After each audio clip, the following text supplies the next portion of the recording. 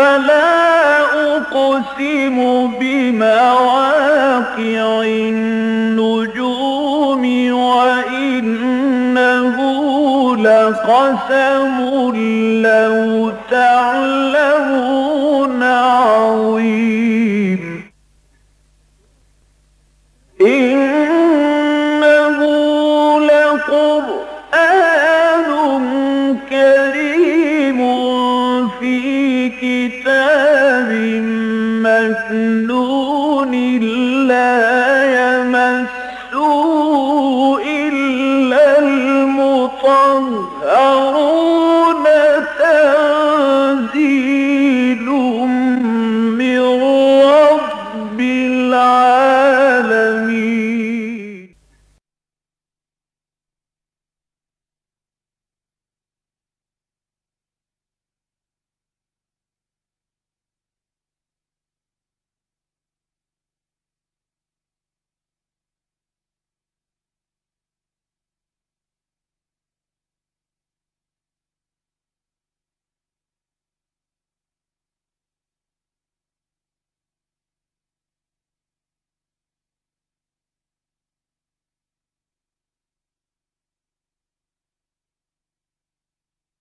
ونصلي على رسوله الكريم اما بعد فقد قال الله تبارك وتعالى كما ورد في سورة النساء اعوذ بالله من الشيطان الرجيم بسم الله الرحمن الرحيم واللاتي ياتين الفاحشة من نسائكم فاستشهدوا عليهن أربعة منكم فإن شهدوا فأمسكوهن في البيوت حتى يتوفاهن الموت أو يجعل الله لهن سبيلا واللذان يأتيانها منكم فآذوهما فإن تابا وأصلحا فأعرضوا عنهما إن الله كان توابا رحيما انما التوبة على الله للذين يعملون السوء بجهالة ثم يتوبون من قريب فأولئك يتوب الله عليهم وكان الله عليما حكيما وليست التوبة للذين يعملون السيئات حتى إذا حضر أحدهم الموت قال إني تبت الآن ولا الذين يموتون وهم كفار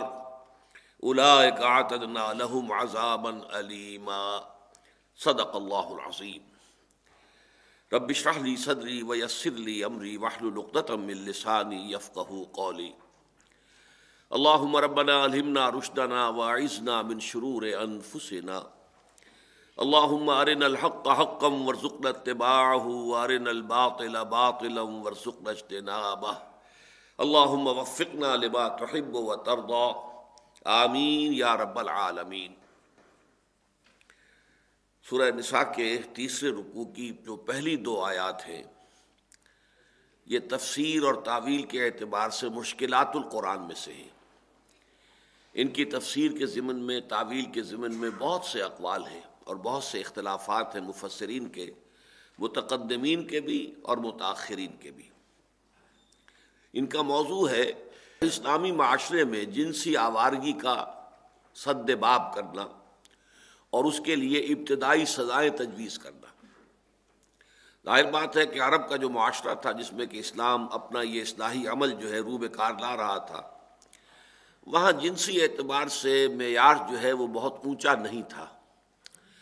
اگرچہ وہ لوگ فطرت کے راہ سے اس طور سے تو نہیں ہٹے تھے جس طور سے کہ حضرت لوط علیہ السلام جن شہروں کی طرف بھیجے گئے تھے، سدوم اور عمورہ، وہاں جو بھی کام ہو رہا تھا وہ تو واقعہ یہ کہ تاریخ انسانی میں اجتماعی سطح پر کسی قوم نے تو وہ کام کیا تھا تو وہ صرف وہی ایک قوم تھی۔ ویسے یہ کہ آج کل کے معاشرے میں، مغربی معاشرے میں وہ وبا جو ہے بڑی تیزی سے آگے پھیل رہی ہے۔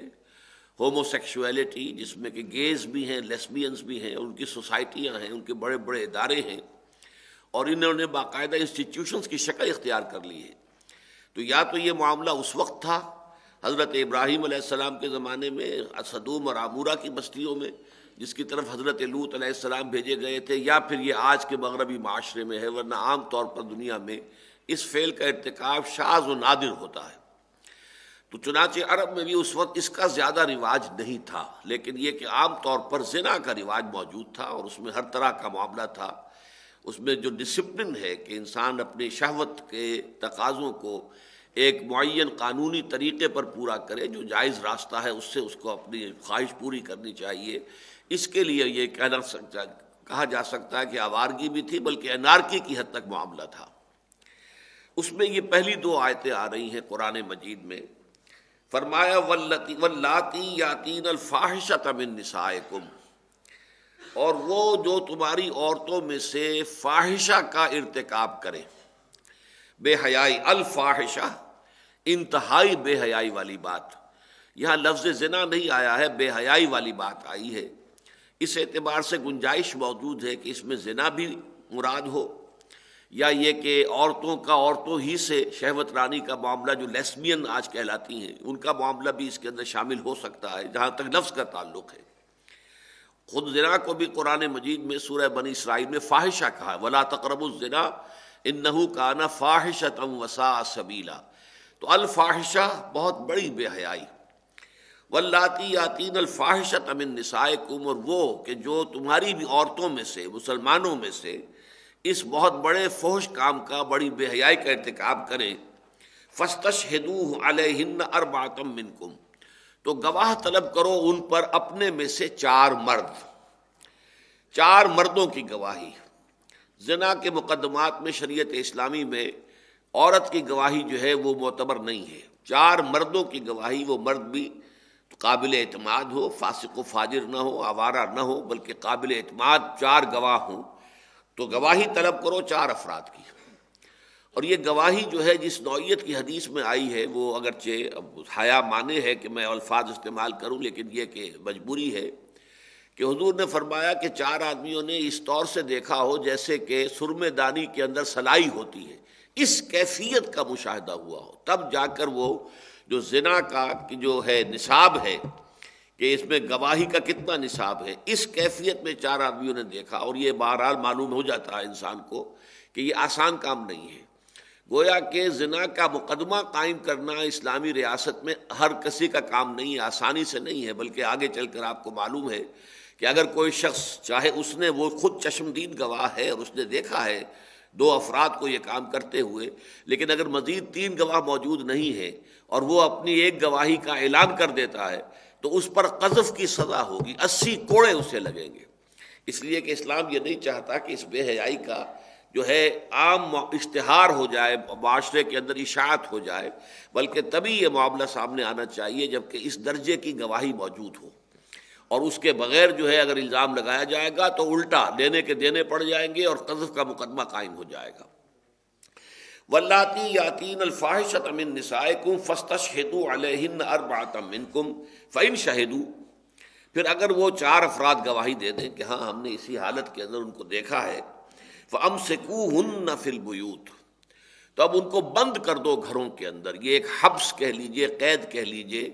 اس لیے کہ اس زمانے میں قید خانے نہیں تھے، جیلیں نہیں تھیں، لہذا یہ گویا کہ ایک قید ہے جو گھروں کے اندر قید کی سزا ان کو دی جا رہی ہے۔ اور یہ کب تک قید رہے گی؟ حتیٰ یتوفاہن الموت، اس میں یہ نہیں کہا کہ 6 مہینے یا 1 سال یا 5 سال، بلکہ یہ کہ یہاں تک کہ یا تو موت انہیں لے جائے، انہیں قبض کر لے،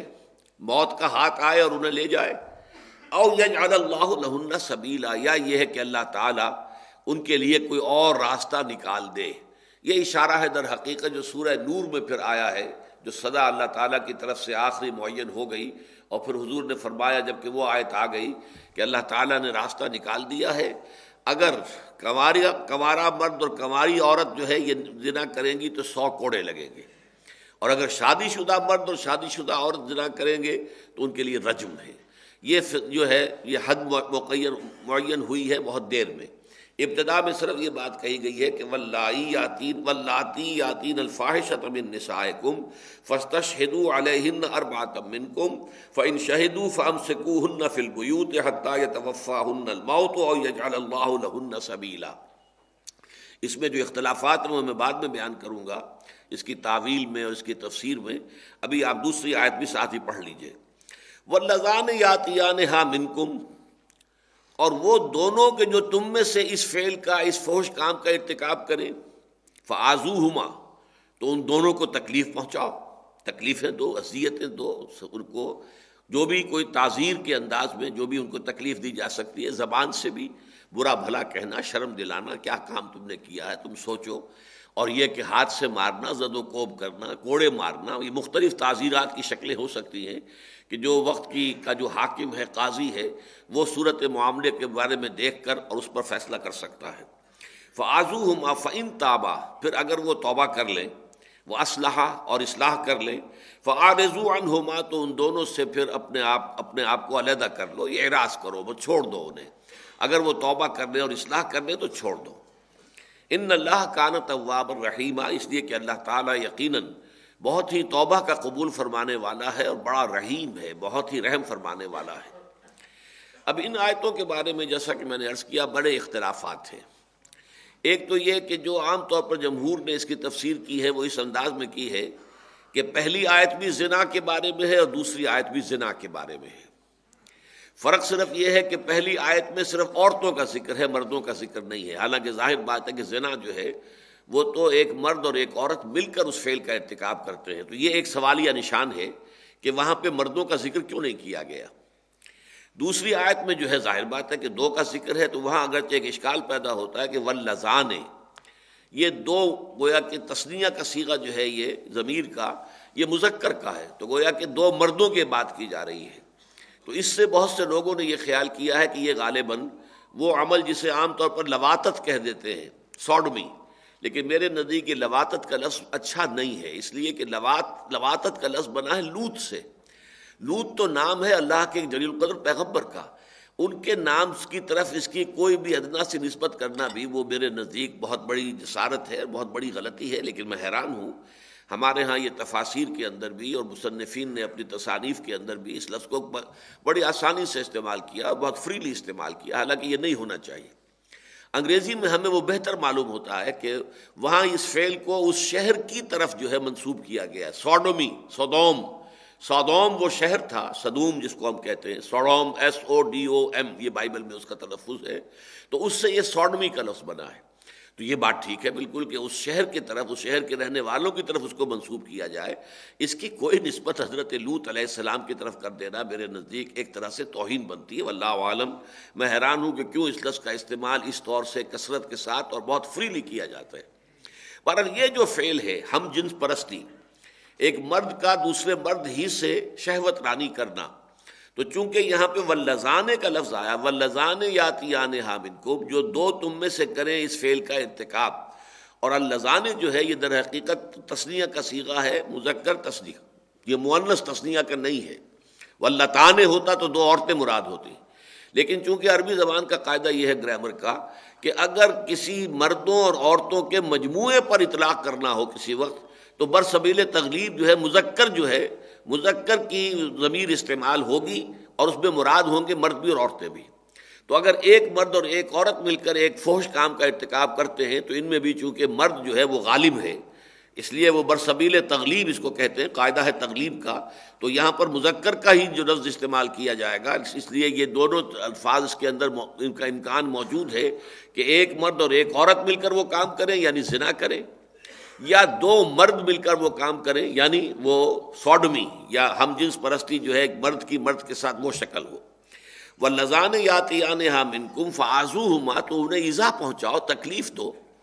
فإن تابا واصلحا، پھر اگر وہ توبہ کر لیں اور اصلاح کر لیں، فأعرضوا عنہما، تو پھر ان سے اعراض کرو، ان کو چھوڑ دو، دفع کرو، جانے دو۔ ان اللہ کان توابا رحیما، اللہ تعالیٰ بہت تواب اور رحیم ہے۔ اب دیکھیے اشکال نمبر ایک یہ پیدا ہوتا ہے کہ اگر یہ دونوں آیتیں زنا سے متعلق ہیں تو دوسری آیت میں سزا ہلکی دی جا رہی ہے کہ اگر وہ توبہ کر لیں، بس ایذا پہنچاؤ، اگر توبہ کر لیں تو چھوڑ دو، جبکہ پہلی آیت میں سزا بہت سخت ہے کہ ان کو بند رکھو یہاں تک کہ یا تو موت آ کر ان کا قصہ پاک کر دے، اور یا یہ ہے کہ اللہ تعالیٰ کوئی اور حکم جو ہے اس کے لیے نازل فرما دے۔ تو یہ بات بظاہر سمجھ میں نہیں آتی، اس لیے جو لوگ یہ سمجھتے ہیں کہ یہ دونوں آیتوں میں زنا ہی مراد ہے تو وہ یہ کہتے ہیں کہ اصل میں یہ دوسری آیت پہلے نازل ہوئی تھی اور پہلی آیت بعد میں نازل ہوئی، گویا کہ زنا کے ضمن میں سب سے پہلی بات یہ کہی گئی کہ انہیں کچھ تکلیف پہنچاؤ، ایذا پہنچاؤ، کچھ نہ کچھ تعزیر ان پر کرو یہاں تک کہ وہ توبہ کر لیں، اچھا، اس کے بعد دوسرا حکم دیا گیا کہ پھر ان کو بند کر دو، یعنی اگر یہ کہ تعزیر سے کہ ادنا قسم کی تعدیب سے اگر وہ باز نہیں آتے ہیں تو پھر ان کو بند کر دو۔ اور پھر یہ کہ اس کے بعد آخری حکم یہ آیا کہ جب کہ اللہ تعالیٰ کی طرف سے حد نازل ہو گئی کہ اگر وہ کنوارا مرد اور کنواری عورت ہیں تو ان دونوں کو 100 کوڑے لگیں گے، اور اگر شادی شدہ مرد اور شادی شدہ عورت ہیں تو پھر ان کو رجم کیا جائے گا۔ تو گویا کہ یہ تدریج ہوئی کہ پہلے صرف تھوڑی سی تعزیر، تعدیب، ایذا، انہیں تکلیف پہنچانا، اور توبہ کر لیں تو چھوڑ دینا۔ اس کے بعد سختر حکم آیا اور وہ یہ کہ انہیں بند رکھو یہاں تک کہ اللہ تعالیٰ کا آخری فیصلہ آ جائے، اور پھر وہ آخری فیصلہ آ گیا۔ یہ ایک تعویل ہے، لیکن یہ کہ ذہن اس تعویل کو قبول نہیں کرتا، اس لیے کہ سب سے بڑا سوال یہ پیدا ہوتا ہے کہ جب پہلی آیت میں اگر وہ زنا سے متعلق ہے تو پھر مردوں اور عورتوں دونوں کا ذکر کیوں نہیں کیا گیا؟ وہاں تو فرمایا واللاتی یاتین الفاحشۃ من نسائکم،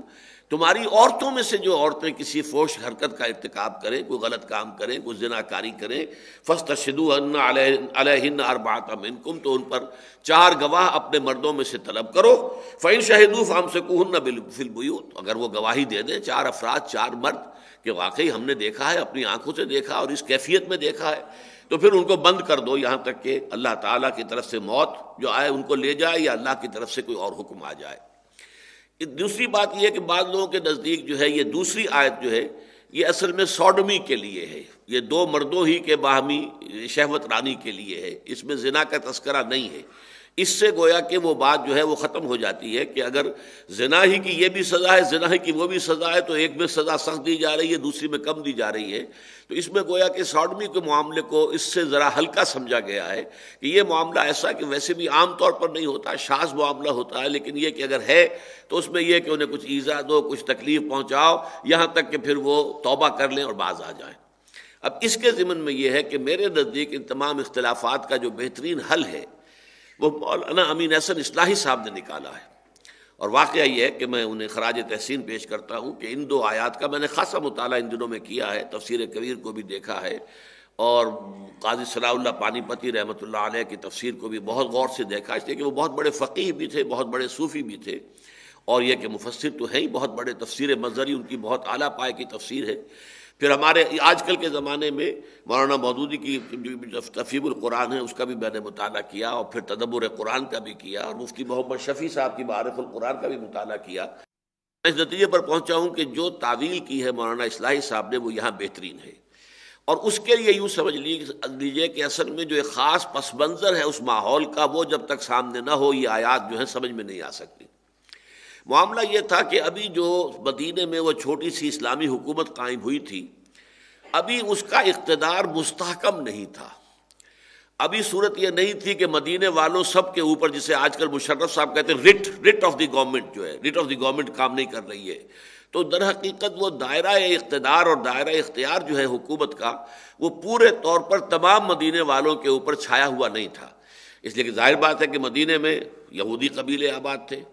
اور یہودی قبیلے ظاہر بات ہے کہ حضور کے ماتحت نہیں تھے، ان کا اپنا نظام تھا، ان کے اگر کوئی جرم کرتے تھے تو وہ اپنی سزائیں دیتے تھے، ان کی اپنی عدالتیں تھیں، ان کے اپنے فقہا تھے، ان کے اپنے قاضی تھے۔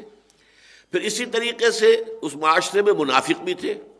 وہ منافق جو ہے ان کے اوپر بھی پورے طور سے دباؤ پوری طریقے سے نہیں تھا کہ جو بھی شخص اوس اور خزرج کا آدمی ہے تو جو آپ کھلے بندوں ان کو سزا دے سکتے ہو، نہیں، بلکہ قبائلی طور پر عصبیت کے بھڑک اٹھنے کا امکان ہوتا تھا کہ کسی اگر اوسی کو سزا دے دی گئی ہے تو کہیں اوس کا قبیلہ جو ہے، اس کا گھرانہ جو ہے، اس کا حمایتی بن کر کھڑا نہ ہو جائے، کسی خزرجی کو اگر سزا دے دی گئی ہے تو خزرجی کھڑا نہ ہو جائے۔ پھر یہ اس سے بھی آگے بڑھ کر یہ ہے کہ عرب کے آس پاس یعنی مدینہ منورہ کے آس پاس جو بدو آباد تھے،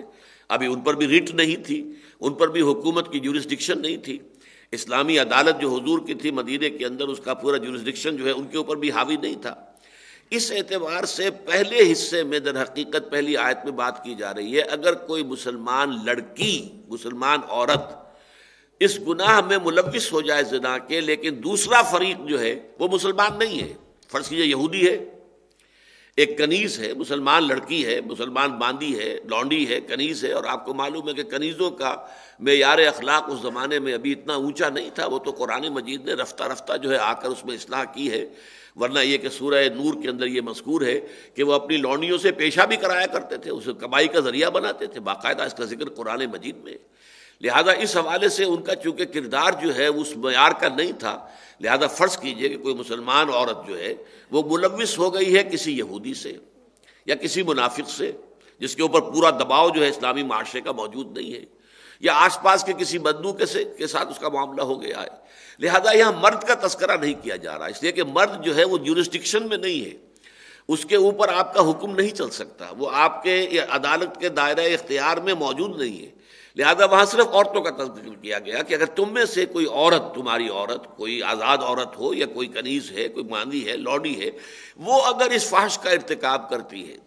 جو کہ مرد جو ہے وہ در حقیقت آپ کے رٹ کے تحت نہیں ہے، آپ کے قوانین کے پابند اور تابع نہیں ہے، تو پھر تو ظاہر بات ہے وہاں سزا آپ دے سکیں گے صرف اس عورت کو، اس لڑکی کو، اور وہ سزا یہ ہے کہ اسے گھر میں بند کر دیا جائے، یہاں تک کہ اللہ تعالیٰ کی طرف سے موت کا پیغامبر آ جائے، اسرائیل آ جائیں اور اس کو لے جائیں، اور یا یہ ہے کہ پھر اللہ تعالیٰ کوئی اور سزا اس کے لیے تجویز کر دے۔ یعنی فرض کیجئے اگر کوئی عورت یا کوئی لڑکی اس گناہ کی وجہ سے گھر میں بند تھی، قید و بند کی صعود و برداشت کر رہی تھی، جب سورہ نور کی آیات آ گئیں کہ 100 کوڑے مارو اور چھوڑ دو،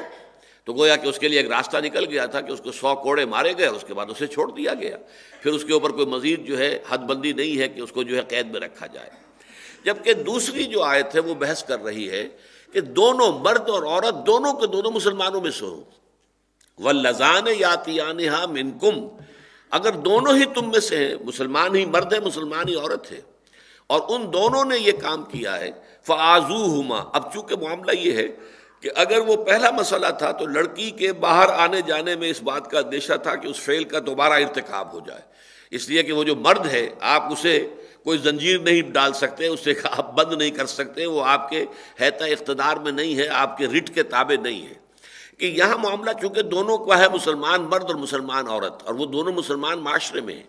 ان پر اخلاقی دباؤ بھی پورا ڈالا جا سکتا ہے اور ان کی مانیٹرنگ بھی پوری ہو سکتی ہے، دیکھ بھال ہو سکتی ہے کہ انہوں نے واقعی اپنی اصلاح کر لی ہے یا نہیں کر لی ہے، لہذا ان کے لیے ابتدائی حکم یہ دیا گیا کہ واللذان یاتیانہا منکم فآذوہم، تو انہیں ایذا پہنچاؤ۔ یہ ایذا جو ہے، یہ ظاہر بات ہے کہ ایذا کا لفظ بہت وسیع ہے، اس کے اندر ایذا میں رجم بھی ایذا میں آ جائے گا، اس لیے کہ رجم میں بھی تکلیف دی جاتی ہے، پتھر مار مار کے جو ہے انسان کو، عورت کو یا مرد کو ہلاک کیا جاتا ہے، تو ایذا کا لفظ بہت وسیع ہے، لیکن یہ کہ عام خیال یہ ہے کہ یہ تعزیر ہے، زبانی ایذا یا کچھ زد و کوب، کچھ مارنا، کچھ پیٹنا، اور اس کے بعد اگر وہ توبہ کر لیں اور اصلاح کا اپنا پختہ وعدہ کریں، ان تابا و اصلحا فاعرضوا عنہما، تو ان کو چھوڑ دیا جائے۔ ان اللہ کان توابا الرحیما، اس لیے کہ اللہ تعالیٰ بہت توبہ کا قبول فرمانے والا اور بہت رحم فرمانے والا ہے۔ البتہ اس کے بعد جب پھر سورہ نور کی آیات آ گئی تو پھر وہاں معاملہ طے ہو گیا کہ زانی مرد ہو یا زانی عورت ہو، والزانیۃ والزانی فاجلدوا کل واحد منہما 100 جلدہ، ہر ایک کو ان میں سے 100 کوڑے مارے جائیں گے۔ اور جہاں تک شادی شدہ کا معاملہ ہے وہ قرآن مجید میں اس کا تذکرہ نہیں ہے، وہ حدیث نبوی سے اور سنت رسول سے ثابت ہے کہ رجم کیا جائے گا اس ایک معاملے کے اندر، بلکہ 2 معاملات میں نبی اکرم صلی اللہ علیہ وسلم نے جو شریعت موسوی تھی اس کے حکم کو بحال رکھا ہے۔ ایک قتل مرتد کا معاملہ ہے کہ اگر کوئی مسلمان مرتد ہو جائے تو اس کو قتل کرنا، اور ایک رجم ہے، زانی اور زانیہ کے جو شادی شدہ ہوں ان کی سزا رجم، حد۔ یہ چیزیں دونوں قرآن میں نہیں ہیں، البتہ یہ دونوں چیزیں شریعت موسوی علیہ السلام سے حضور صلی اللہ علیہ وسلم نے اخذ کی ہے اور اپنی سنت کی دلیل پر ان کو رائج کیا ہے، وہ ہماری شریعت کے اندر اب گویا کہ حدود اللہ میں شامل ہے۔ یہاں میں خاص طور پہ تھوڑا سا تذکرہ کر دوں کہ اس میں چونکہ واللذان یاتیانہا منکم فآذوہما، اس میں ایک امکان ہے کہ یہ سوڈمی کی بات ہو رہی ہو، ہم جنس پرستی کی، بلکہ ابو مسلم اصفہانی ایک بہت بڑے مفسر ہیں، اگرچہ وہ معتزلہ میں سے ہیں۔ معتزلہ ان کو کہا جاتا ہے جو ریشنلسٹ لوگ تھے، عقل سے زیادہ بات کرتے تھے، نقل سے اور روایات کے حوالے سے زیادہ وہ بات نہیں کرتے تھے، نہ بات مانتے تھے، بلکہ وہ جو ریشنل اور استدلال ہے اس کا زیادہ سہارا لیتے تھے۔ تو معتزلہ کے بہت بڑے مفسر ہیں ابو مسلم اصفہانی۔ ہمارے عام مفسرین تو ان کا تذکرہ بھی کرنا پسند نہیں کرتے، اس لیے کہ معتزلہ میں سے ہیں، لیکن امام فخر الدین رازی رحمۃ اللہ علیہ کا معاملہ بڑا عجیب ہے، چونکہ وہ خود ریشنلسٹ ہیں اگرچہ ہے اہل سنت میں سے، لیکن عقل اور منطق اس کے حوالے سے ان کی تفسیر جو ہے وہ بہت ہی مدلل اور بہت یوں سمجھیے کہ عقلی دلائل کے اوپر مبنی تفسیر ہے۔ تو وہ عام طور پر تذکرہ کرتے ہیں ابو مسلم اصفہانی کا۔ اس کا قول یہ ہے کہ یہ جو پہلی آیت ہے یہ لیسبینز کے لیے ہے، وہاں پہ مردوں کا تذکرہ اس لیے نہیں کیا گیا کہ واللاتی یاتین الفاحشۃ من نسائکم، وہ تم میں تمہاری عورتوں میں سے کہ جو آپس میں فحش کا ارتکاب کریں عورت عورت سے. یہ لیسبین جو ہے پہلے بھی موجود تھا، سحاق اس کو کہا جاتا تھا، لیکن یہ ہے کہ بہت شاذ، جیسا کہ میں نے عرض کیا تھا، یہ زندگی کی شاہراہ نہیں بلکہ اس سے کٹی ہوئی پگڈنڈیاں ان کو کہیں گے. مولانا مودودی صاحب نے یہ الفاظ استعمال کیے ہیں، اور ابھی ابو مسلم اصفہانی پر تنقید کی ہے کہ ابو مسلم اصفہانی نے یہ بات ذہن میں نہیں رکھی کہ قرآن مجید پگڈنڈیوں کے بارے میں باتیں نہیں کیا کرتا. قرآن مجید جو مین شاہراہ ہے انسانی زندگی کی، اس کے بارے میں بات کرتا ہے. تو اصل شاہراہ پر تو اصل میں زنا ہے، جس کے داعیات جو ہیں وہ مرد اور عورت دونوں کے اندر ہے، موجود ہیں. لیکن یہ ہے کہ اب سوڈمی اگر ہے، گیز ہے مردوں میں سے، ان میں سے ایک فاعل ایک مفعول ہے. اب مفعول کے لیے ظاہر بات ہے کہ اس کے لیے طلب نہیں ہے، کہ اس کے لیے لذت کا معاملہ نہیں ہے، وہ ساری کی ساری اگر لذت ہے تو وہ فاعل کے لیے. لیکن زنا کا معاملہ مشترک ہے، اس پہلو سے جو اصل مرض ہے وہ زنا ہے. لیکن یہ کہ ابو مسلم اصفہانی نے یہ کہا ہے کہ اس سے مراد ہے لیسبینز. اگر عورتیں آپس میں شہوت رانی کریں تو اس کا نتیجہ کیا ہوگا کہ انہیں بند کر دو، اور اس بند کرنے کے بعد جب تک کہ کوئی اللہ تعالیٰ کی طرف سے کوئی اور حکم نہ آ جائے یا موت ان کو جو ہے نہ لے جائے. یہ ہے ابو مسلم اصفہانی کی رائے، اگرچہ اسے ہمارے مفسرین نے تسلیم نہیں کیا، بلکہ جیسا کہ میں نے عرض کر چکا ہوں ابھی، میں نے اس ضمن میں جو تسلیم کی ہے، جو زیادہ قبول کی ہے میرے ذہن اور دل نے، جو بات وہ مولانا امین حسن اصلاحی صاحب کی ہے کہ اس میں مراد ہیں وہ عورتیں جو مسلمان عورتیں، چاہے وہ حرہ ہوتی تھیں یا یہ کہ وہ کنیزیں تھیں، وہ اگر ایسے لوگوں سے، یہودی سے یا کسی غیر مسلم سے، مشرک سے یا کسی منافق سے کہ جو پورے طور سے اسلامی ریاست کا دباؤ ابھی قبول نہیں کر رہا ہو، اگر ان سے ملوث ہو گئی ہیں زنا کے ارتکاب میں، تو پھر یہ ہے کہ یک طرفہ ہی معاملہ کرنا پڑے گا کہ جن پر ہمارا زور چلتا ہے، جن پر ہمارا رٹ ہے، انہی کو ہم سزا دیں، اور وہ سزا یہ ہے کہ ان لڑکی کو یا اس عورت کو جو سزا دی جائے گی. لیکن یہ واللذان یاتیانہا منکم جو ہے، اس کے اندر چونکہ کافی امکان موجود ہے کہ یہاں مراد سوڈمی بھی ہو، لہذا ہمارے ہاں یہ سمجھ لیجئے کہ، اور یہی ایک آیت ہے قرآن مجید میں کہ جو سوڈمی کے بارے میں ہے اور کہیں ذکر نہیں ہے. بالواسطہ طور پر اگرچہ ذکر ہے قرآن مجید میں دو مقامات پر، ایک تو سورہ معارج میں اور ایک سورہ مومنون کو شروع میں بیان کیا گیا ہے کہ انسان کے لیے شہوت رانی جو ہے مرد کے لیے، اس کے دو ہی طریقے جائز ہیں. والذین هم علی فروجہم حافظون الا علی ازواجہم او ما ملکت ایمانہم فانہم غیر ملومین فمن ابتغى وراء ذلک فاولئک هم العادون. وہ لوگ جو اپنی شرمگاہوں کی حفاظت کرتے ہیں سوائے اپنی بیویوں کے یا اپنی باندیوں، کنیزوں، اپنی لونڈیوں کے، اس کے علاوہ ان کے اوپر تو کوئی الزام نہیں ہے. وہ اگر اس سے اپنی شہوت کی تسکین کرتے ہیں بیوی سے اور اپنی لونڈی اور باندی سے تو کوئی حرج نہیں ہے، کوئی ملامت کے قابل بات نہیں ہے. لیکن فمن ابتغى وراء ذلک، جو اس کے علاوہ کوئی راستہ اختیار کرے گا تو ظاہر بات ہے وہ فاولئک هم العادون، تو وہ حد سے گزر جانے والے ہیں، وہ پھر قابل سرزنش ہیں، قابل سزا ہیں، مستوجب سزا ہے. اب اس میں ظاہر بات ہے کہ سوڈمی بھی آ گئی، اور اسی میں اگرچہ حیا مانے ہے، لیکن مجھے آج یہ بات واضح کرنی ہے، استمناء بالید بھی ہے ایک، جسے ماسٹربیشن کہتے ہیں. ہاتھ سے ہی انسان جو ہے وہ اپنا تناؤ جو وجود کے اندر شہوت جو ہے اس کا جذبہ مشتعل ہو گیا ہو، تو وجود میں ایک تناؤ کی کیفیت ہوتی ہے. اس تناؤ کو ریلیز کرنے کی ایک شکل یہ ہے کہ ہاتھ سے انسان جو ہے وہ منی کا اخراج کروا دے، تاکہ اس سے یہ کہ اس کو تسکین حاصل ہو جائے.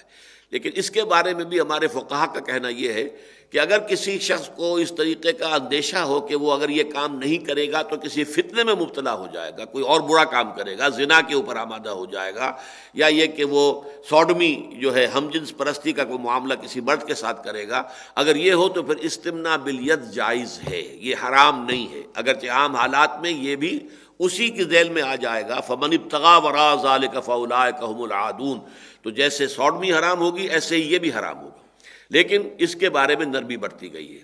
باقی جہاں تک کہ یہ جس کو کہ میں نے ابھی بحث کی تھی کہ لواطت کا لفظ جو ہے وہ بار بار زبان پر آتا ہے، اس لیے کہ اکثر وہی استعمال ہوتا ہے، میں سوڈمی کا لفظ استعمال کر رہا ہوں، یا مردوں کی ہم جنس پرستی. اب اس میں پہلی بات تو یہ ہے کہ اس میں بھی گواہی کا وہی سٹینڈرڈ اور وہی نصاب ہے کہ جو زنا کا ہے. 4 افراد عینی گواہ ہوں، یہ ہے در حقیقت 4 افراد کا عینی گواہ ہونا، اور اسی کیفیت میں کہ جیسے سرمدانی میں سلائی ہوتی ہے اس طرح کی کیفیت کے 4 گواہ جو ہے موجود ہوں، تب وہ در حقیقت وہ عمل قوم لوط جو ہے سوڈمی، اس کا مقدمہ جو ہے تب قائم ہوگا. اور اس کے ضمن میں اب ہمارے ہاں اختلاف ہے۔ امام ابو حنیفہ منفرد ہیں، وہ رائے ان کی میں بعد میں عرض کروں گا اس لیے کہ وہ منفرد ہیں، اکیلے ہیں۔ امام مالک، امام شافعی، امام احمد ابن حنبل اور خود امام ابو حنیفہ کے دونوں بڑے شاگرد قاضی ابو یوسف، امام محمد شیبانی، یہ اس پر متفق ہیں کہ یہ جو جرم ہے سوڈمی، یہ جو ہم جنس پرستی ہے مردوں کی آپس میں، وہ بالفعل اسی طریقے سے جیسے کہ سلائی جو ہے وہ اس میں ہو سرمے داری کے اندر، یہ بھی قابل حد ہے، اس کے اوپر حد وہی ہے کہ جو زنا کی ہے، یہ زنا کے بالکل ہم وزن عمل ہے، اور اس پر ہوگی کہ اگر وہ غیر شادی شدہ ہیں تو ان کو 100 کوڑے مارے جائیں گے، اور اگر شادی شدہ ہے تو رجم کیا جائے گا۔ اور یہ حد ہے، یہ حد ہے، یعنی یہ کہ اس میں کوئی کمی بیشی کرنا کسی مسلمان حاکم کے لیے، کسی قاضی کے لیے ممکن نہیں ہے۔ حدود وہی کہلاتی ہیں، وہ چیزیں کہ جن کی سزا شریعت میں ایسے معین ہو گئی ہے کہ اس میں کوئی کمی بیشی کرنا آپ کے لیے ممکن نہیں ہے۔ چور کا ہاتھ کاٹ دینا یہ حد ہے، حد جاری کرنی پڑے گی، آپ اپنی مرضی سے اس میں کوئی کمی بیشی نہیں کر سکتے۔ ہاں چوری کی ڈیفینیشن کے اندر ہو سکتا ہے کہ صاحب 1 پیسے 2 پیسے کی چوری پر بھی ہاتھ کٹے گا یا نہیں کٹے گا، کوئی معتدبہ چوری ہونی چاہیے، یا یہ کہ مشترک مال کی چوری پر ہاتھ نہیں کٹے گا، یا کوئی سڑک کے اوپر کوئی مال پڑا ہوا تھا کسی نے اٹھا لیا ہے تو یہ در حقیقت چوری شمار نہیں ہوگی، اس کے اوپر تعزیرات ہوں گی، ان پہ سزائیں کچھ اور دی جائیں گی۔ لیکن چوری جو ہے، جو چوری کی ڈیفینیشن کے اندر آ جائے گی تو اس پر پھر ظاہر بات ہے کہ حد ہے، حد کا اجرا ہوگا، اور وہ ہے ہاتھ کا کاٹ دینا۔ اسی طرح یہ میں نے آپ کو بتایا کہ امام مالک، امام شافعی، امام احمد بن حنبل، یہ تینوں حضرات ایک لائن میں ہیں۔ اصل میں ہمارے ہاں فقہا کی یہ 2 لائنیں شمار ہوتی ہیں، ایک وہ ہے کہ جو اصحاب قیاس سمجھے جاتے ہیں، ان میں سر خیل ہیں امام ابو حنیفہ رحمۃ اللہ علیہ، پھر ان کے شاگردوں میں امام محمد شیبانی، قاضی ابو یوسف اور بھی ہے، امام ظفر بھی ہے۔ لیکن یہ کہ دوسری طرف جو روایت کی بنیاد پر، حدیث کی بنیاد پر جو فیصلے کرنے والے فقہا ہیں، جو زیادہ ترجیح دیتے ہیں حدیث کو، ان میں ٹاپ پر امام مالک ہے، پھر انہی کے شاگرد سمجھیے کہ امام شافعی ہے، پھر انہی کے شاگرد جو ہیں وہ امام احمد بن حنبل ہیں۔ تو یہ ایک لائن کے تو تینوں حضرات، امام مالک بھی، امام شافعی بھی، امام احمد بن حنبل بھی، اور دوسری لائن میں بھی امام ابو حنیفہ کے شاگرد قاضی ابو یوسف، امام محمد، یہ اس کے قائل ہیں کہ یہ جو سوڈمی کا فعل ہے یہ بھی زنا ہی کے بالکل ہم وزن ہے، اس کی حد وہی ہے جو زنا کی حد ہے۔ امام ابو حنیفہ کے نزدیک یہ بات نہیں ہے، وہ کہتے ہیں یہ اس سے مختلف فعل ہے، یہ بالکل برابر نہیں ہے، اس کی شناعت بھی زنا کی شناعت کے برابر نہیں ہے، اور اس میں تعزیر ہوگی۔ اب تعزیر میں یہ بھی ہو سکتا ہے کہ کچھ مار پیٹ کر، کچھ سزائیں دے کر، کچھ کوڑے لگا کر چھوڑ دیا جائے، وہ توبہ کر لیں کہ ہاں اب آئندہ نہیں کریں گے، فرض کیجئے پھر پکڑے گئے، پھر کوئی زیادہ بڑی سزا دے دی جائے، ان کو پھر کوئی سزا اور دی جائے، یہاں تک کہ وہ کہتے ہیں کہ بالآخر اگر بار بار کی تنبیہات کے باوجود وہ 2 اشخاص باز نہیں آتے اس عمل سے، اس فعل سے، تو پھر قتل بھی کیا جا سکتا ہے، لیکن یہ قتل تلوار سے ہوگا، رجم سے نہیں ہوگا، اس لیے کہ یہاں پر حد نہیں ہے۔ یہ در حقیقت زنا کے حد کے طور پر یہ سزا نہیں دی جا رہی، بلکہ یہ بھی تعزیر ہے، اور تعزیر کی ایک آخری شکل جو ہے وہ قتل بھی ہے۔ میں نے عرض کیا تھا کہ تعزیر کا لفظ بہت وسیع ہے۔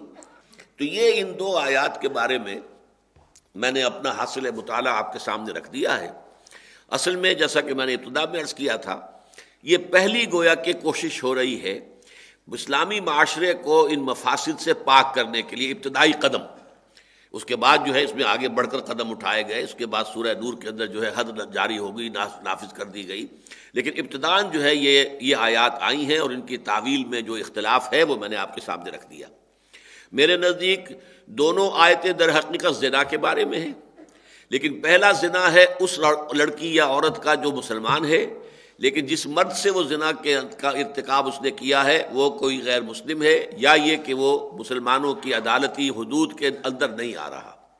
مسلمانوں کی رٹ اس پر چل نہیں رہی ہے، اور دوسری وہ ہے کہ جو دونوں مسلمانوں کے حیطۂ اقتدار کے اندر ہیں، مرد بھی اور عورت بھی۔ البتہ یہ کہ ثانوی طور پر اس دوسری آیت سے اس سوڈمی کے ضمن میں بھی جو نکلتے ہیں احکام وہ میرے نزدیک صحیح ہیں، اور ان کو ہم ثانوی درجے کے اندر یہاں سے ان آیات سے مبنی اور ان سے مستخرج قرار دے سکتے ہیں۔ اب چونکہ یہاں لفظ توبہ آ گیا تھا، فَإِن تَابَا وَأَصْلَحَا فَأَعْرِضُوا عَنْهُمَا، اگر وہ دونوں جو ہیں توبہ کر لیں اور اصلاح کر لیں اپنی، تو پھر ان سے اعراض کرو، انہیں چھوڑ دو۔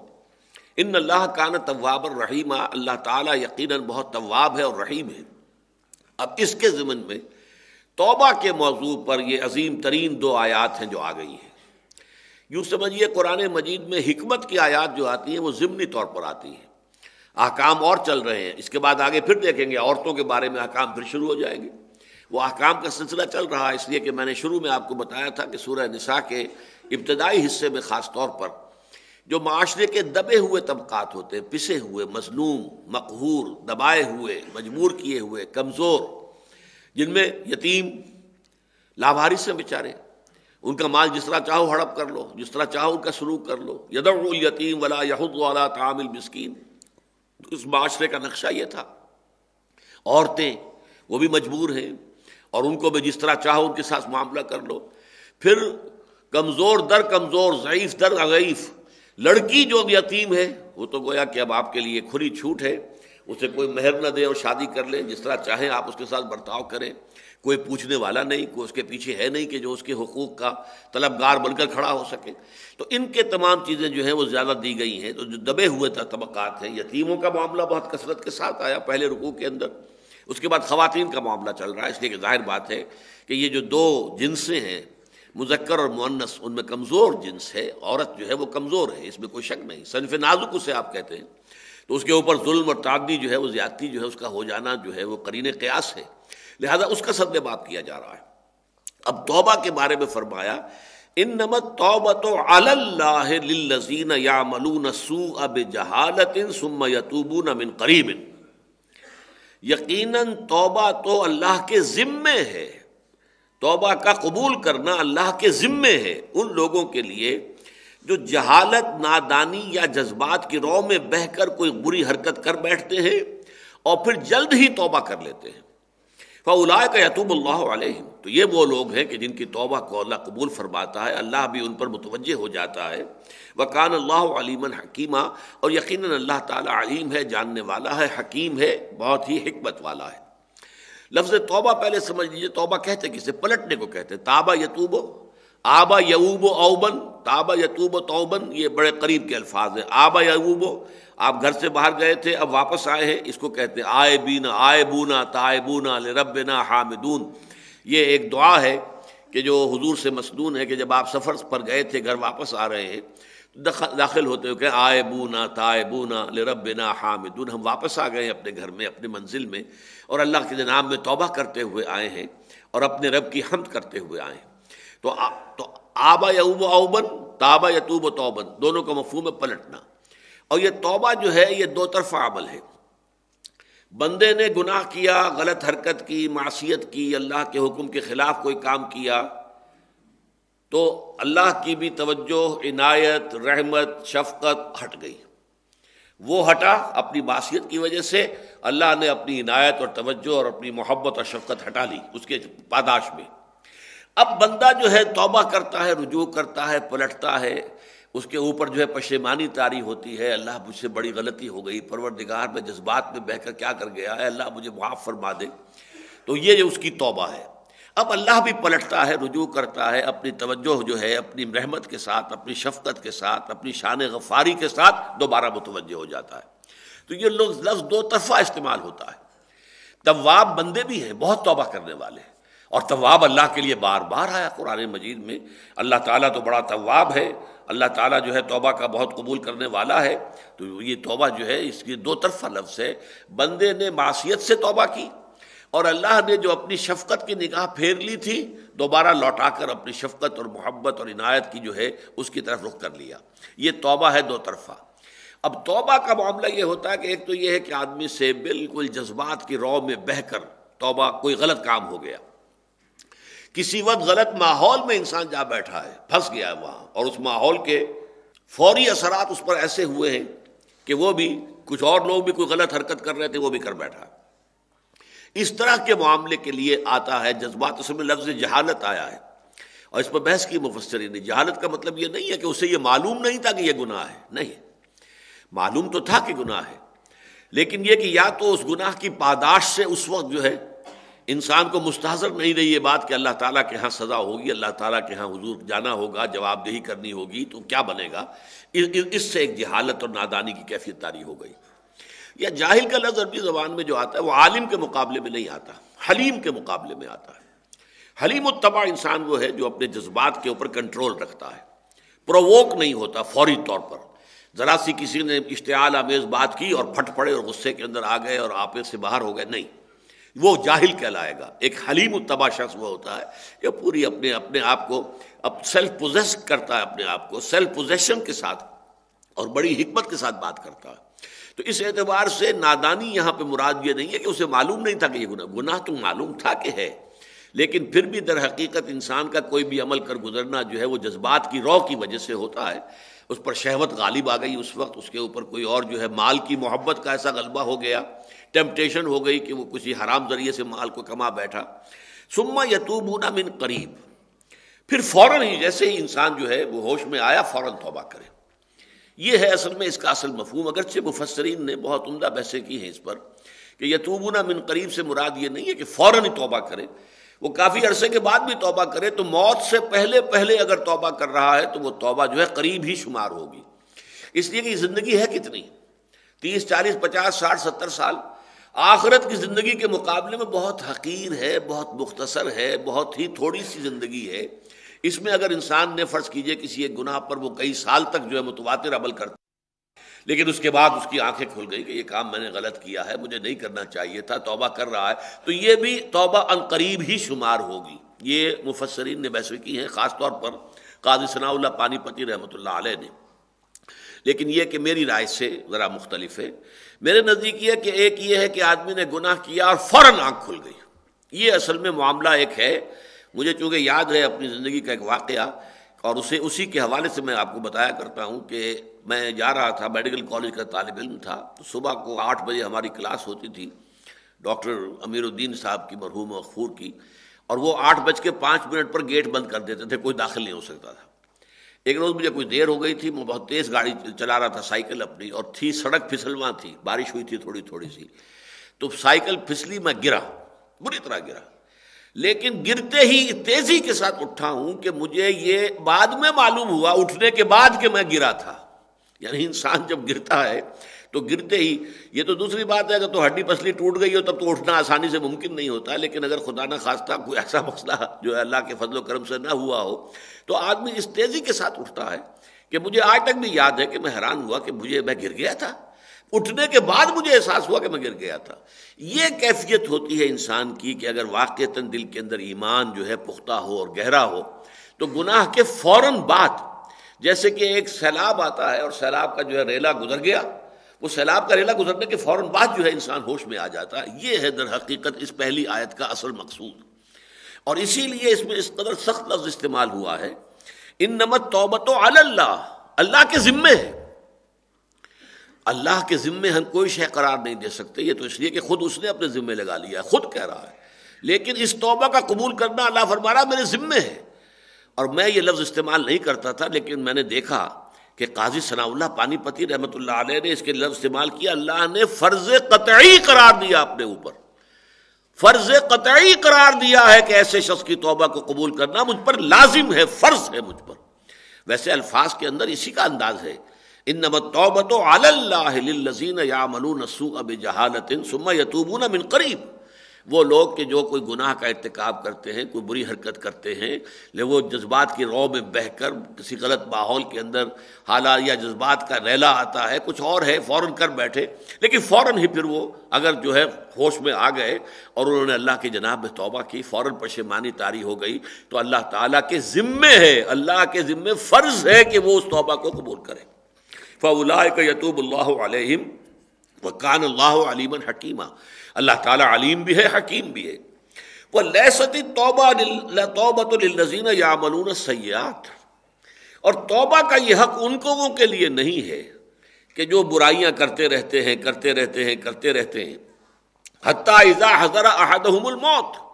یہاں تک کہ جب کہ ان میں سے کسی کا موت کا معاملہ آ جائے، موت کا وقت آ جائے، موت سرہانے آن کھڑی ہوئی ہو، قال انی تبت الآن، تو اس وقت وہ کہے کہ میں اب توبہ کرتا ہوں۔ وَلَلَّذِينَ يَمُوتُونَ وَهُمْ كُفَّارٌ، اور نہ ہی ان لوگوں کے لیے توبہ کا کوئی حق ہے کہ جو مر جائیں کفری کی حالت میں، کہ وہ بھی کہیں گے جا کر وہاں تو اللہ تعالیٰ کے ہاں قیامت کے دن پروردگار اب توبہ کرتے ہیں، ہم باز آ گئے، ربنا ابصرنا وسمعنا فرجعنا نعمل صالحا انا موقنون، پروردگار اب ہم نے دیکھ لی، حقیقتیں ہم پر منکشف ہو گئی، 14 طبق ہمارے روشن ہو گئے، ہم نے حقیقت سن بھی لی دیکھ بھی لی، اب ہمیں ذرا ایک دفعہ دنیا میں بھیج دے تو ہم وہ کام نہیں کریں گے جو پہلے ہم کرتے تھے، اب ہمیں یقین کامل حاصل ہو گیا ہے، اس کے مطابق صحیح کام کریں گے۔ وہ توبہ وہاں قبول نہیں ہوگی، نہ وہ توبہ آخرت کے اندر قبول ہوگی، میدان حشر میں قبول ہوگی، یا جہنم میں توبہ کرنے والے کی توبہ قبول ہوگی، نہ ہی اس دنیا میں جب موت کے آثار شروع ہو جائیں تو پھر توبہ کا دروازہ بند ہو جاتا ہے۔ اس کے لیے جو لفظ آیا ہے حدیث میں وہ یہ ہے ما لم یغرغر، توبہ جو ہے جب تک کہ یہ گھنگرو نہیں بولتا انسان کے حلق میں۔ آپ کو معلوم ہے کہ آخری وقت میں جو ہے وہ بلغم وغیرہ جب جو ہے وہ ٹریکیا وغیرہ کے اندر اور پھیپھڑوں کے اندر بولتا ہے تو وہ آخری وقت میں نزع کے وقت جو گھنگرو سا بول رہا ہوتا ہے حلق کے اندر، یہ غرغر ہے۔ معلم یغرغر، جب تک یہ کیفیت نہیں ہوتی توبہ کا دروازہ کھلا ہوا ہے۔ امید دلائی گئی ہے، یقین نہیں دلایا گیا۔ یقینی تو توبہ وہ ہے اللہ کے ذمے کہ جو انسان نے غلطی کی اور فوراً توبہ کر لی۔ البتہ اس میں بھی علماء کا اتفاق ہے کہ فرض کیجئے اس کے بعد پھر کبھی وہی موقع پیش آ گیا، پھر خطا ہو گئی، پھر غلطی ہو گئی، پھر جذبات کی رو میں بہ گئے، پھر توبہ کی، پھر کیا، پھر کوئی حرج نہیں۔ توبہ تواب اسی لیے کہا گیا ہے کہ توبہ کرتے رہنے والا، کل بنی آدم خطاؤن وخیر الخطائین توابون، تمام بنی آدم انتہائی خطا کار ہیں، سب کے سب خطا کار ہیں۔ کون ہے کہ جو گناہ سے بچا ہوا ہے؟ فرق یہ ہے کہ کسی کا کوئی گناہ ہے، کسی کا کوئی اور گناہ ہے۔ کل بنی آدم خطاؤن، اور خطا جو ہے فعال کے وزن پر مبالغے کا صیغہ ہے، تمام بنی آدم انتہائی خطا کار ہیں۔ کل بنی آدم خطاؤن وخیر الخطائین التوابون، اور بہترین جو ہیں ان میں جو خطا کار ہیں ان میں وہ ہیں جو توبہ کرتے ہیں، بار بار توبہ کرتے ہیں۔ اس لیے کہ انسان جب توبہ کرے تو اس کی شرائط ہیں، جس وقت توبہ کرے اس وقت عزم مصمم ہو کہ یہ کام میں نے اب نہیں کرنا ہے۔ فرض کیجئے کہ انسان جو ہے قوی ارادے کا مالک نہیں ہے، اس کا ارادہ ضعیف ہے، کمزور ہے، اس کے اندر جو ہے عزم نہیں ہے، لم نجد لہو عزما، جیسا کہ آیا ہے کہ حضرت آدم علیہ السلام کے بارے میں ہم نے اس میں عزیمت نہیں پائی، ہمت نہیں پائی، ہم نے اسے روکا تھا کہ فلاں درخت کا پھل نہ چکھنا، اس نے کھا لیا، فنسی، بھول گیا، ولم نجد لہو عزما، ہم نے اس کے اندر کوئی عزم نہیں دیکھا کہ جم جائے آدمی ایک بات کے اوپر۔ تو توبہ کی، ایک تو یہ ہے کہ اس کے بعد جم گیا، کیا کہنے ہیں، نور علی نور، لیکن ایک یہ کہ نہیں، پھر حالات آ گئے، پھر کہیں اسی طرح کی کیفیات آئیں، پھر انسان پھسل گیا، پھر غلطی، پھر کھڑا ہو جائے۔ یہ نہیں کہ ایک دفعہ پھسلنے کے بعد دوسری دفعہ پھسل گیا، تیسری دفعہ پھسل گیا تو اب پڑا رہے وہیں پر اور وہیں پر جو ہے ڈیرا لگا لے، نہیں، یہ نہیں، پھر اٹھے، پھر اٹھے، پھر اٹھے۔ نیت کا معاملہ جب تک کہ یغرغر ما لم یغرغر، جب تک کہ یہ غرغرہ جو ہے یہ حلق کے اندر جو ہے گھگرو موت کا نہیں بولتا اور نزع کا عالم نہیں آتا۔ اور یہ حدیث جو ہے حضرت عبداللہ ابن عمر سے رضی اللہ تعالیٰ عنہ نے اس حدیث کو جو ہے امام احمد ابن حنبل نے روایت کیا، امام ترمذی نے، امام ابن ماجہ نے، امام ابن حبان نے، حاکم نے، بیہقی نے، ان سب نے، اور یہ حدیث صحیح قرار دی گئی ہے کہ ما لم یغرغر، جب تک کہ وہ موت کا گھنگرو، نزع کا گھنگرو نہیں بولتا اس وقت تک دروازہ توبہ کا کھلا ہوا ہے۔ اسی طرح ایک اور حدیث ہے جو مسند احمد ابن حنبل میں بھی ہے اور قاضی ابو یعلا نے اس کو نقل کیا ہے کہ اللہ کا اور شیطان کا ایک مکالمہ ہوا۔ شیطان نے کہا، اے رب، تیرے عزت و جلال کی قسم، میں ان انسانوں کو گمراہ کرتا رہوں گا، کرتا رہوں گا، کرتا رہوں گا، کرتا رہوں گا، یہاں تک کہ ان کی موت آ جائے۔ اللہ تعالیٰ نے فرمایا، اچھا تو پھر مجھے بھی میرے عزت و جلال کی قسم، میں بھی انہیں معاف کرتا رہوں گا، معاف کرتا رہوں گا، معاف کرتا رہوں گا، معاف کرتا رہوں گا، یہاں تک کہ ان کی موت کا وقت آ جائے۔ ہاں، موت کا وقت آئے گا تو پھر معافی کا دروازہ بند ہو جائے گا۔ یہ بھی بہت ہی عمدہ روایت ہے۔ اسی طریقے سے یہ حدیث جو ہے صحیح مسلم میں ہے حضرت ابو موسیٰ اشعری سے کہ اللہ تعالیٰ دن کے وقت ہاتھ پھیلاتا ہے کہ جس نے رات کو گناہ کیے ہوں توبہ کر لے، اور پھر رات کو ہاتھ پھیلاتا ہے کہ جس نے دن میں گناہ کیے وہ توبہ کر لے، یہاں تک کہ سورج مغرب سے طلوع ہو جائے، جب تک کہ وہ آخری علامات جو ہیں قیامت کی، ان میں سے آپ کو معلوم ہے کہ جو علامات کبریٰ ہیں ان میں سے ایک یہ بھی ہے کہ سورج مغرب سے نکلے بجائے مشرق کے، تو اس کے بعد معلوم ہوا کہ اب زندگی اس دنیا کا جو ہے معاملہ خاتمے کے قریب آ گیا ہے، انفرادی موت نہیں بلکہ اب یہ اس دنیا کی اجتماعی موت آ گئی ہے تو اس وقت بھی آ کے وہ دروازہ بند ہو جائے گا، ورنہ اللہ تعالیٰ روزانہ اللہ کا ایک ہاتھ جو ہے وہ وسیع ہوتا ہے تاکہ دن کے وقت، تاکہ رات کو جس نے گناہ کیا وہ توبہ کر لے، اور رات کے وقت تاکہ جس نے دن میں گناہ کمایا وہ توبہ کر لے۔ اور توبہ کا اللہ تعالیٰ کے ہاں کیا مقام ہے، ذرا اس کا اندازہ کیجئے۔ ایک بڑی پیاری تمثیل دی ہے حضور نے صلی اللہ علیہ وسلم۔ حضور فرماتے ہیں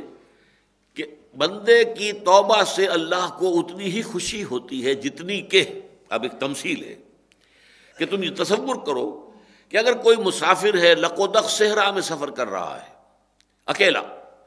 ایک اس کا اونٹ ہے، اونٹ ہی پر اس کا پانی ہے، چھاگل ہے وہ بھی اونٹ کے ساتھ بندھی ہوئی ہے، وہ کھانے کی چیزیں تھی وہ بھی اونٹ کے ساتھ ہیں، اونٹ کے اوپر لدی ہوئی ہے۔ وہ تھوڑی دیر کے لیے سستانے کے لیے کسی درخت کے نیچے بیٹھتا ہے اور اس کی آنکھ لگ گئی، آنکھ کھلی تو اونٹ غائب۔ اس نے اونٹ کا جو ہے وہ گھٹنا نہیں باندھا تھا، خطا ہو گئی، غلطی ہو گئی، ورنہ عام طور پر تو بدو یہ کرتے تھے کہ اتنے ہیں تو اونٹ کا ایک جو پاؤں ہے اس کا گھٹنا باندھ دیتے تھے تاکہ وہ دوڑ نہ سکے، اچک اچک کے ادھر ادھر کی کر کے درخت سے کوئی اور کہیں سے کوئی ناشتہ تھوڑا بہت جو کر سکتا ہو کر لے، لیکن دوڑ نہیں سکتا۔ اس نے نہیں باندھا، وہ بھاگ گیا۔ اب وہ کہتا ہے کہ بے تاب ہو کر وہ حضور فرماتے ہیں کہ مشرق میں، مغرب میں، شمال میں جو دوڑتا ہے، بھاگتا ہے، ادھر ادھر کہیں نظر آئے، اونٹ کا کہیں نام و نشان نظر نہیں آ رہا۔ پھر وہ تنگ آ کر، اب آپ اندازہ کر لیجئے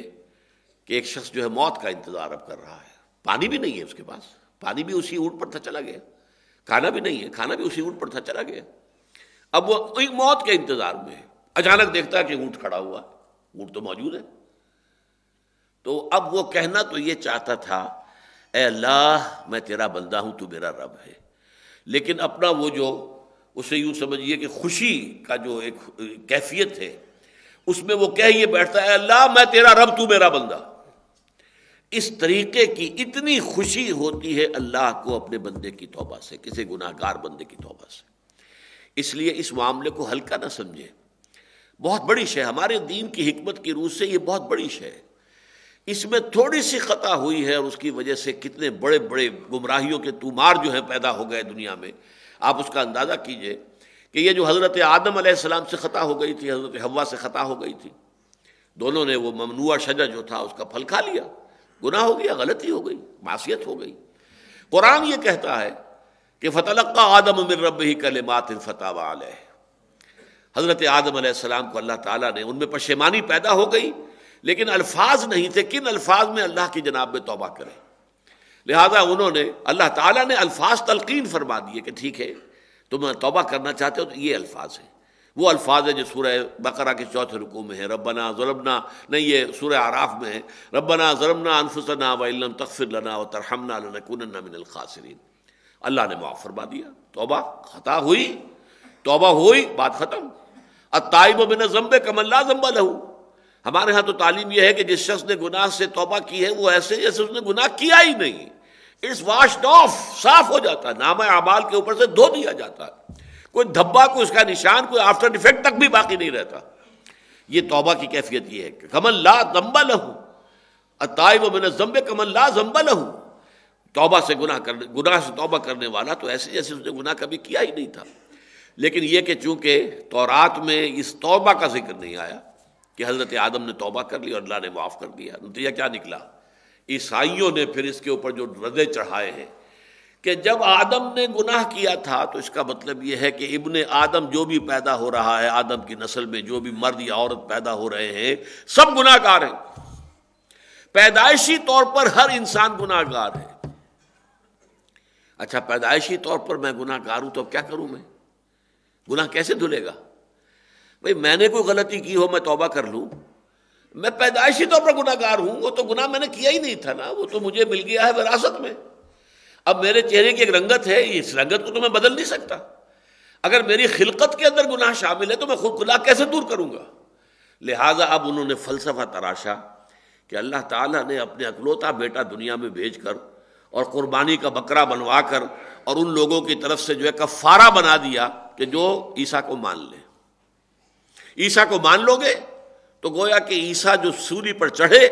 انہوں نے اپنی جان دی، وہ گویا کہ تمہاری طرف سے کفارہ ہو گئے، اس گناہ کا کفارہ۔ اب یہ دیکھیے ردے پر ردا، غلطی پر، خشت اول چون حد معمار کج، تاثریہ بھی رود دیوار کج۔ ایک غلطی اگر شروع میں ہو جائے تو اس غلطی کے اوپر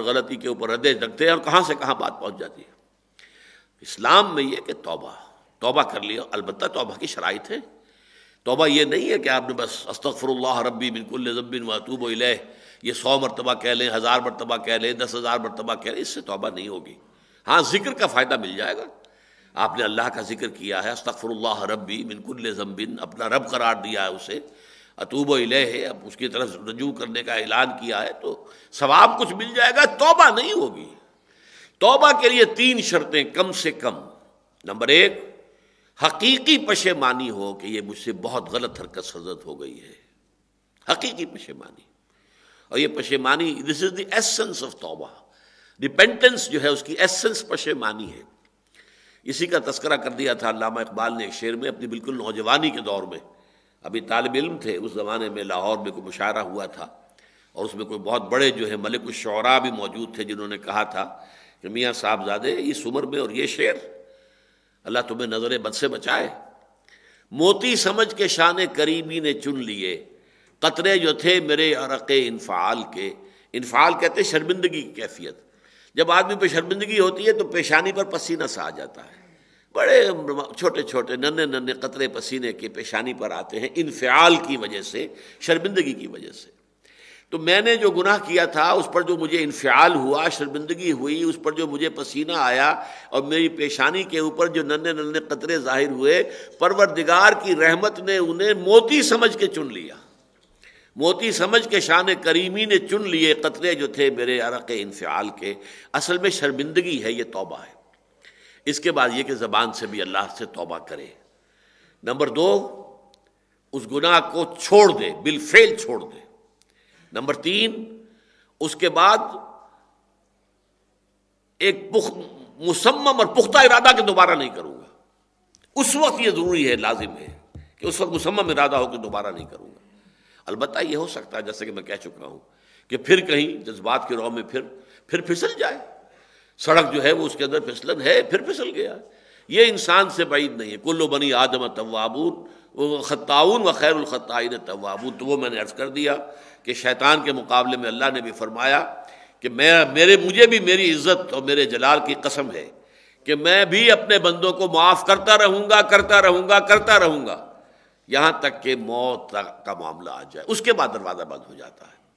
تو گویا کہ یہاں پر ویسے تو جیسا کہ میں نے عرض کیا کہ اس پہلی آیت جو ہے اس میں،